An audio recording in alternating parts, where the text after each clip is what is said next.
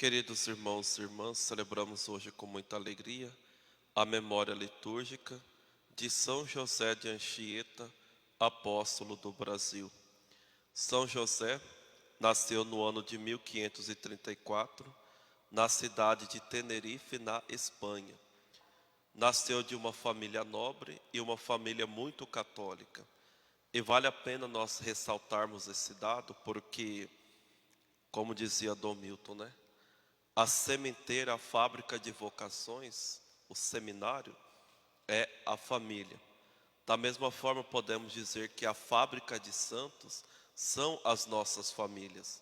Se tivermos famílias santas, pais que têm fé, pais que rezam, pais que se amam, pais que dão esse exemplo para os seus filhos, certamente nós teremos grandes homens, grandes mulheres santas.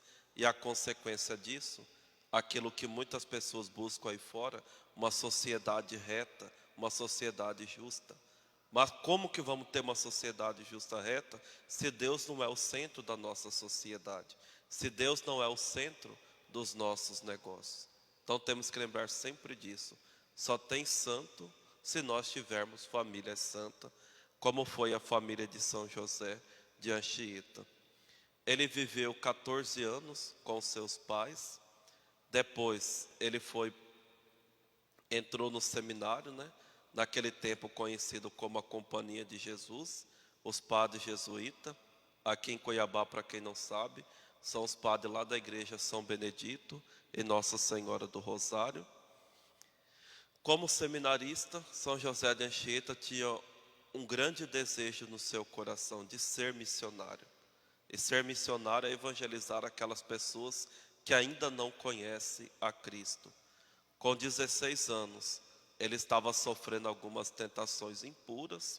Com 16 anos, diante da imagem de Nossa Senhora, ele consagrou a sua virgindade a ela para sempre, para que ela o ajudasse a ser puro até o último momento da sua vida. Olha que belo isso. E ele foi diagnosticado com uma doença, que naquele tempo aqui no Brasil era chamado de arca caída, né? Que ele tinha o seu corpo encurvado, mas que na verdade tratava-se de uma tuberculose. E por isso que ele tinha o corpo encurvado. Naquele momento, São José passou por uma crise, e o seu superior simplesmente respondeu para ele: José, meu filho, não se preocupe, é nosso Senhor que te quer assim. Ele quer se servir de ti nesse estado. E depois São José de Anchieta, ele se conforma com essas palavras e vai dizer: a natureza me preparou para carregar fardos. Ou seja, Deus não confia um sofrimento, uma cruz para nós que nós não podemos carregar. A cruz pode estar pesada demais, parece que vai nos matar, mas nós temos que lembrar sempre: Deus nos dará a sua graça. O próprio Cristo será o Simão Sirineu que irá nos ajudar a carregar a nossa cruz.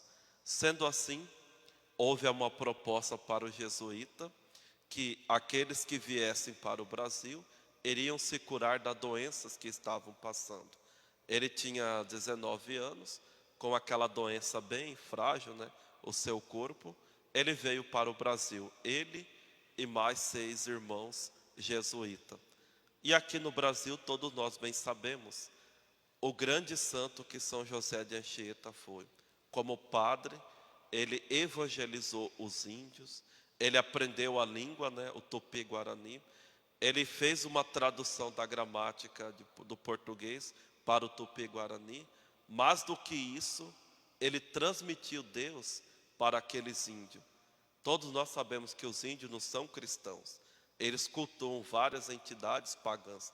E nesse processo de evangelização, você tem que ter muito cuidado, muito respeito, tem que ser muito prudente, tem que se aproximar deles até o ponto de você apresentar o Cristo para eles e eles se converterem.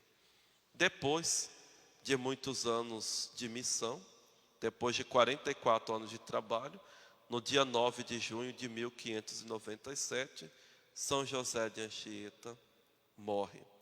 E um detalhe que eu esqueci também de comentar: o amor dele era muito grande a Nossa Senhora, que ele escreveu uma série de poemas em honra à Virgem Maria.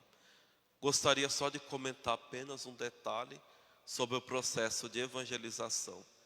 Um conceito que na teologia nós chamamos de enculturação. Por que eu quero falar disso? Porque muitas pessoas, por ideologia, pensam que enculturação é o seguinte: eu chego diante de uma cultura, ou eu chego de outro que professa uma outra fé, uma outra crença, melhor dizendo, eu deixo de ser o que eu sou, ou seja, aquilo que eu creio, para abraçar o diferente. E isso está errado. Isso não é enculturação. Se nós queremos compreender o que é enculturação, é só nós olharmos para o mistério da encarnação. O que fez Deus na encarnação? Ele não deixou de ser Deus, assumiu a nossa natureza, exceto o pecado, para a nossa salvação. Assim também um bom missionário, uma pessoa que evangeliza também tem que fazer. Você vai se aproximar do outro que está longe de Deus, do outro que é diferente de você. Você vai aproveitar da cultura dele, aquilo que é bom, para que ali você possa evangelizar. Mas nunca, jamais, querer pegar a fé e transformar numa outra coisa. Por exemplo, alguns padres por aí, né, que fazem da missa um terreiro de macumba. Ah, porque temos que fazer da missa igual lá na África. Porque temos que acolher as religiões afro. Não tem sentido uma coisa dessa. Vocês me desculpem, né? E certa vez um pai de santo disse, né, para um padre: eu não sei por que os padres ficam imitando a gente durante a missa. Eu não fico imitando ele, celebrar a missa dentro de um terreiro. Gostei tanto dessa palavra. Queria tanto que ele falasse isso para vários padres que gostam de fazer essas bagunças dentro da Santa Missa. Então, creio que ficou bem claro para vocês o que é processo de enculturação. Louvado seja nosso Senhor Jesus Cristo.